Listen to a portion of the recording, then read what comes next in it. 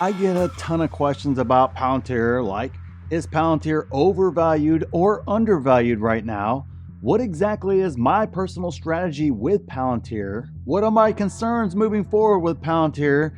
And even though I have a full position, does that kind of change my strategy with Palantir as compared to somebody else? Well, you're going to get answers to all that today, right after you hit that like button if you like getting the truth without the hype, because that's what you're going to get today, guys. No to the moon or $900 per share or any other ridiculous stuff like that. Just the truth without the hype. That's what you're going to get today. Now, this is a video I released to my group shortly after we had kind of that flash crash there. Basically, and obviously Palantir's run up big since then, but basically we had that bump down where it got all the way down into the $20 range, basically after the market just freaked out. I don't know, Japanese yen carry trade, something or that. Anyways, it was ridiculous, but hey, that's opportunity. There were buy alerts going off everywhere, all over my group during that time, not just with Palantir, all kinds of stocks, because it was like Christmas in the group. You're just getting these massive discounts for no good reason. And so buy alerts were going off like crazy, which tomorrow is the final day to take advantage of the Labor Day sale for my group to become a member. It's the pinned comment down there. We'll talk more about it at the end. You guys know if you want 3 to 5 videos like we're getting ready to go over, you want to take 5 courses for free, see all my buy and sell alerts and my watch list complete with price targets, get your free coaching, use the stock analyzer tool for free, and so much more. Just check out the pinned comment. We'll talk more about it at the end. I apologize, guys. I get excited. So I figured I would play this video here for you guys because when I look through my comment section, I see a lot of these questions in regards to Palantir, especially with everything that's kind of going on right now. So I wanted to get this out to you guys so that way you had my opinion on all of those questions that we just talked about. So let's dive into the video right now. All right, guys, I wanted to make a quick video here about Palantir. Should you buy? Should you not? Is it overvalued? A lot of other things like that. I know I kind of talked about it in my video on YouTube there, but I want to get into some specific concepts that you guys have to keep in mind as long-term buy and hold investors. And the first one is probably the most important one, is share count is what matters in the end, guys. That is what matters. Trying to figure this out or figure that out or trade in and out and all that sort of stuff doesn't matter in the end. I don't care that I have an average below $10. Guess what? Whenever it hits undervalued for me, I'm going to buy again. My last buys in Palantir were in the low 20s. I can't remember the exact price. I apologize. Probably should have looked before I click go here.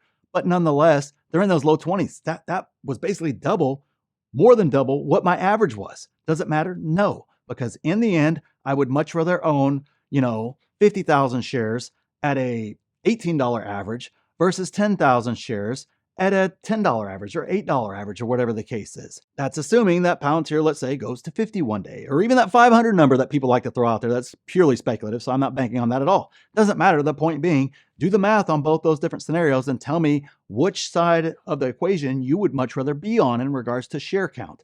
You got to kind of keep that in mind. Not for me. Yeah, it's overvalued right now. Not crazy, not out of the world, not out of this ballpark, but that shouldn't determine whether or not you buy as an investor, because you're building out your positions for your plan. And maybe your best plan is just simply to DCA and maybe do the modified DCA kind of like Trips does, to where, hey, he buys the stock on the DCA and he keeps some money aside for when the stock dips down and really gives you a nice fine dip. Hey, guess what? He's going to buy heavier then during that time. And I kind of do the same exact thing, just a little bit different. I like to set price targets, and I'm willing to wait for Palantir to kind of dip down into that low $20 range again before I decide to buy again, because I don't need any more shares.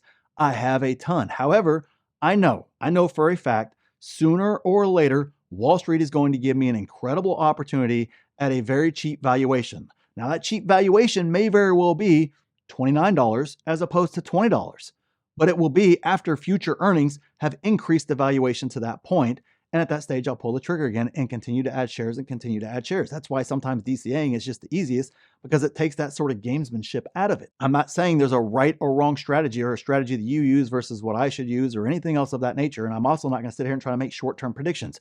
Palantir could very well sit above 30 for the rest of the year. Might not go anywhere for the rest of the year, but it's very possible it stays above 30. And by the end of the year, would it be a little bit overvalued? In my opinion, yeah, it's a little bit, not a lot, not anything crazy or anything like that. So it could very well sit there for a couple of quarters until earnings catch back up and then make its next leg up. And if you were waiting for it to drop all the way down to the low 20s again, well, you would have missed out. And I'm okay with that, because I have all the shares that I want, plus lots and lots and lots of bonus shares, because Wall Street kept giving us opportunities in 2022 and 2023, basically halfway through 2023 before it finally started the run. So I got plenty of shares. But there's a lot of you guys out there that don't have plenty of shares. Now, I'm not telling you to rush and go all in right now at this price or anything else like that. I'm telling you strategically, you've got to think about how you get that share count up and not necessarily be too cute, too fancy with that, because the stock might very well do a lot of different things. Again, I can't tell you what the stock is going to do. If I knew that, I would be a trillionaire, but there's no trillionaires out there, meaning nobody knows where it's going in the short term. That's where having your strategy and your discipline and everything else set well ahead of time is so important. I'm not going to touch on all the different concepts in the courses. You guys have access to them. Mastermind specifically, you guys have access to it. If you haven't taken the stock course yet and then started going through Trips' coaching, guys, jump on that first. A lot of this stuff will become a lot clearer, and being able to set a plan that you can confidently invest in. Take advantage if Wall Street beats it down to 20, but also be able to confidently increase your share count and be able to accurately understand what you own and be able to plan for that long term. It's all right there in the course. So make sure you're doing that work. I don't want to rehash that here, but I know it's a topic of discussion that comes up a lot. It's a question that I get a lot, and I wanted to make sure I addressed it kind of head on here in regards to where my mindset is and where my mentality is in regards to this. I don't care what happens in the next 6 months in regards to Palantir. It does not, unless something fundamentally changes with the company, I'm not worried about where the price goes. I don't care. Wall Street wants to get dumb and beat it down to 15. I'm not going to be going boo-hoo. My position just got cut in half. I'm going to be all kinds of excited and all over that stock. You guys will see daily buy alerts if we get that in regards to Palantir, because there will be so much money going in that direction, because I understand what I own long-term, and it will be a great opportunity for me to add to my share count, despite the fact it will be an average up. I'm still going to average up and absolutely increase my share count because I know where that company is going long-term. I understand valuation. I understand everything else involved with this stock. And the Labor Day sale ends tomorrow for my group, where you get access to 5 courses for free, all my buy and sell alerts in real time, free coaching, use our stock analyzer tool for free, be a part of the best 6, 7, and 8-figure Discord out there, have direct access to me anytime you want, jump in my DMs. We do live streams all the time. We do earnings live streams. I put out bull and bear cases. Guys, there is so much involved in the group. Check out the pinned comment. See everything that's included. You want to watch me build out a portfolio from scratch? You can see every single move I make and all of my portfolios. Just check out the pinned comment, see if a membership's right for you. And click this video here if you want to see exactly what I'm buying in this market. And click here to see my exact plan for this market. So thanks for watching, and we'll see you in the next one.